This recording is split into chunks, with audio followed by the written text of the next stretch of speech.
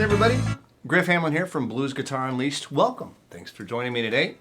Sorry I haven't seen you in a couple of weeks, but I had a little bit of a cold and my voice has been a little scary, so still a little bit there, but I really couldn't talk much at all. So now that I can, boy, are you in luck. I'm going to talk a lot. No, I'm actually not. I'm going to hopefully kind of cut to the chase today. We're going to talk about mixing together the major and the minor blues sounds. Now, the first thing that I want to get very, very clear is that this is not meant to be like the way to do this. There is no the way to do this. The best way to learn how to mix the major and the minor blues sounds is to learn lots of different options and to get comfortable in lots of different options and choose the ones that feel comfortable to you, that make sense to you, that you can wrap your head around, all that kind of stuff. That's what's important. My job is to show you gobs and gobs and gobs of different ways to look at it, different ways to practice it. You pick and choose the ones that you like. Okay, so I'm not going to get too crazy into this, but I'm going to show you a way to play the major blues sound. Obviously, we're going to talk about how to play the minor blues sound. And then we're going to talk a little bit about how to switch between them, how you might want to practice that, and when you might want to use this technique. So the first part of the equation here is, for a lot of people, is what is the major blues sound? Well, you probably know the minor blues sound. If we use, I'll say box 1, key of A.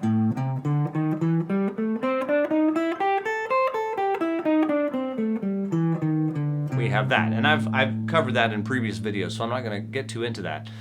The next thing that goes with this is making the minor blues sound, or the major blues sound. And a lot of people will say, okay, we'll just go down 3 frets. And I've even talked about how you can take that same pattern, but use your pinky on the root. And I could do like that, but that's not the method that I want you to use today for this video. Again, it's another option, but it's not the only one. We're going to talk about a different one. So, as it turns out, if you use your pinky down there, right? So now we put box 1 down here on F sharp.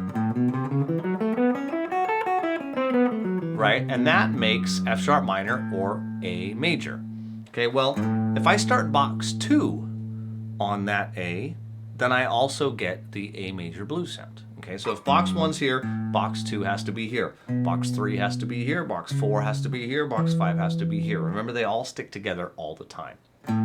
So 5th, 7th, and 8th on the 6th string, 4th and 7th, A, B, C natural, C sharp, E.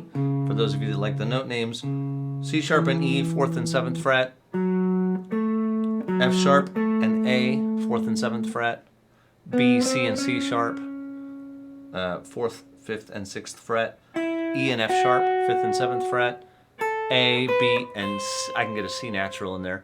Theoretically, I could slide up also to a C sharp if you wanted. But the 5th, 7th, 8th, slide up to the 9th if you want it. Not a requirement by any stretch, okay? Now, that's the whole pattern. But let's stop, for our purposes, let's stop here at the A at the 7th fret of the 4th string. So if I were to play the minor sound from here, I'd play box 1. And I could even grab that note below it easily enough. If I was going to play the major sound from here, it'd be box 2.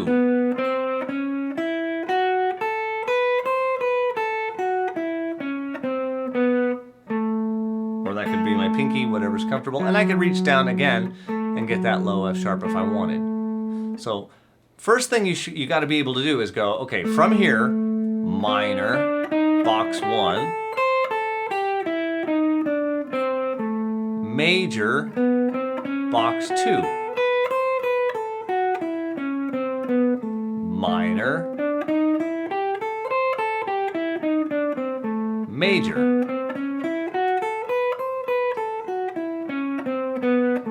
minor.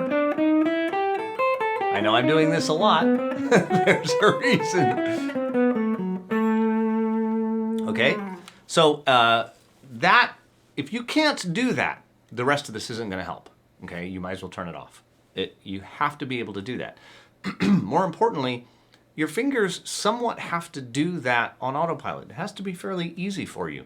If it's not fairly easy for you, if you're spending a lot of your time thinking about how to play those patterns, actually using the patterns is not going to happen. Okay, you've probably heard me talk about, you have a certain amount of brain capacity, right? If you have this much and you're having to use this much of it just to figure out how to play the shapes, that little bit left over is not enough. Okay, you need most of it to come up with something cool to play. So let's assume that you can move back and forth between those two shapes fairly easily. Assuming that you can, maybe that means you stopped this video right now and you just went and practiced on it for 20 minutes. I'm down with that. That's fine too. Either way, however you make it happen, when do you use one and when do you use the other? Okay, from the 30,000 foot view is this. You can use the major sound over the one chord only. Okay, so remember that at the base level, blues soloing is minor pentatonic, minor blues sound. You play the same A minor blues sound the whole time over a blues in A. Boom, that's the base level. Okay, so we're just trying to add a little bit of sophistication onto that. And the way we do that is we add some of this major blues sound. So now we're adding the A major blues sound only over the one chord. That's the key. You can't use it over the 4. Theoretically, yes, you can use it over the 5, but don't. You might find instances where you like it, but for now, let's don't. Let's just use it over the one chord. Okay, well, that's great. Do we use it all the time over the one chord? Do we use it some of the time over the one chord? Yes, no, maybe, and could be. All are valid, okay? Again, there's no right answer here. So what I'm going to show you is a way, again, not the way, a way that I use with my students when we sit in a lesson and they're trying to get the hang of this. This is a way that we use and it works. They start to get the hang of it. Once you start to get the hang of it, you're going to come up with a lot of ideas on your own. I just got to get you to start to get the hang of it. All right? So here's what I do. What I suggest is the following. You're going to play up and down, right? So starting from here, I'm first going to play up. When I play up, I'm going to use the major sound. When I play down, I'm going to use the minor sound. Okay?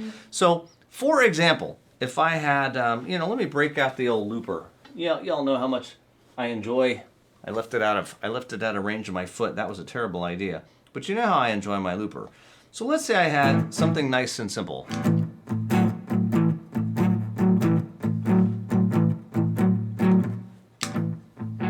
Right? So something nice and easy. So up, and now something down. Now something up.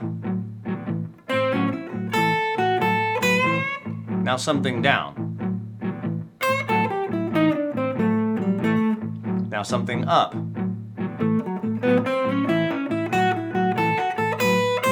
Now something down. Right? So you kind of get the vibe. I'm just playing through the scale. Notice that I never start on beat 1, right? So 1, a 2, and a 3, and a 4, right? Or 1. You can bounce a little, back and forth. You don't have to go straight up, right? I can... Nothing fancy. Just come up with some little idea. And on the way back down... 3, 4, a 1. And on the way down... Just any little idea. I'm not coming up with any amazing lick or anything like that. But once you get the hang of it again, you'll find that you can throw in some really cool licks fairly easily. Okay? It's really not that tough. But again, you have to get the hang of it first. Okay?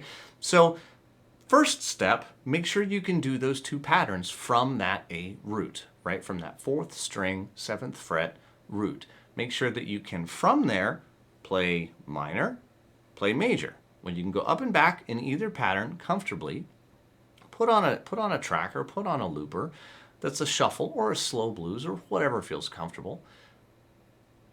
Take a breath, right? And you'll notice that I didn't play all the time, right? I didn't play...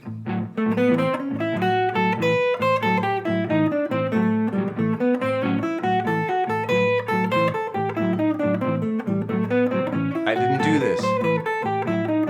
Okay, because you got to have a breath, right? You got to have some phrases. You got to have some stuff going on. So 1, 2, 3, 4, 1. Take a little break. 4, 1. And a 1. And 4, 1.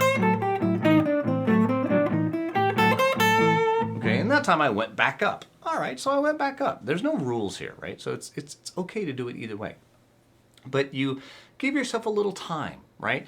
It's a little time for your mind to reset. It's a little time so that you have some phrasing elements. It sounds a little bit more musical. It's just that little extra bit, okay? So I hope you dig it. This is it's a great way. Like I say, this is a way that I use with a lot of my students. It works very, very well. Of course, this is something that we talk about in the Blues Guitar Unleashed course. If you happen to have a course that I wrote called Major Minor Blues Shapes, we get into a lot of detail about this in there. But overall, it's just a great thing to practice on. So I hope you dig it. I hope you try it out for yourself. As always, if you like this video, please subscribe to the Blues Guitar Unleashed channel, or like me on Facebook, or better yet, go check out something like the All Access Pass, where you can get access to all of my videos. And of course, share this video with any guitar playing friends you have, and I look forward to seeing you soon. Take care.